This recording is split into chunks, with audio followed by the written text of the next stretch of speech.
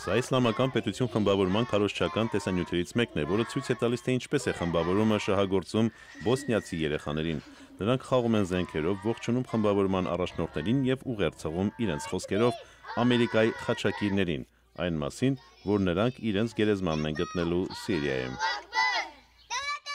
Անվտանգության պաշտոնյաների խոսքերով սրտերի եւ մտքերի այս պատերազմում երեխաները հաճախ են թիրախ դառնում։ Վյեկոսլավ Վուկովիչը Բոսնիա-Հերցեգովինայում ահաբեկչության հարցերով անվտանգության փոխնախարարն է։ Այժմ, ասում է նա, մեր պայքարը պետք է ուղղված լինի ուղեղների լվացման դեմ։ Կարևոր է հասկանալ, որ առաջնահերթ խնդիրը այլևս օտարերկրյա գրոհայինները չեն։ Մենք գործ ունենք արմատական գաղափարախոսության հետ։ Ըստ փորձագետների առավել խոցելի են անբարենպաստ ընտանիքներից եւ լիարժեք կրթություն չունեցող երիտասարդները, ինչը տարածված երևույթ է Բալկաններում։ Բոսնիայի մուջահեդինների եւ Ալ-Քաիդայի նախկին անդամ Այման Դինի խոսքերով 20 տարի առաջ արմատական իսլամիստների ուղերձները սակավաթիվ խմբերի էին հասանելի։ Այժմ համացանցը փոխել է իրավիճակը։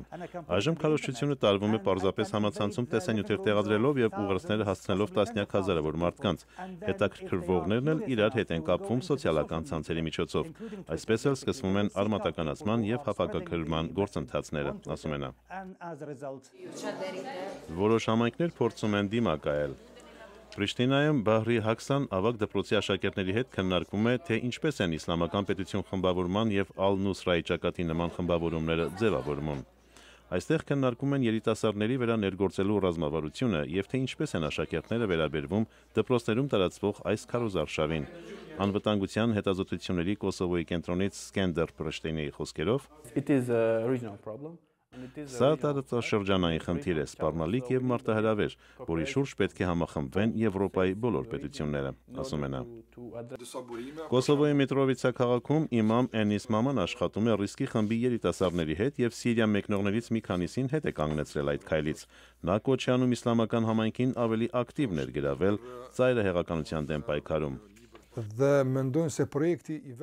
Բացատրում ենք, որ յուրաքանչյուր ոք կյանքում մի քանի կոչում ունի, ասում է նա, որոնցից ամենակարևորը թերևս ներդրումն է սեփական երկրի զարգացման մեջ, եւ բնավ հարկ չկա գնալ այլ երկիր կյանքի առաքելություն իրագործելու համար։ Նրանք դա կարող են անել այն երկրում, որտեղ բնակվում են։ Ըստ փորձագետների Բալկաններից Սիրիա մեկնող երիտասարդների թիվը վերջին ամիսներին նվազել է, սակայն այդ ուղղությամբ տարվող աշխատանքը շարունակվում է եւ այժմ մշակվում են ծայրահեղականության վտանգների դեմ լրացուցիչ ծրագրեր։ Ամերիկայի ձայն հեռուստահանդես։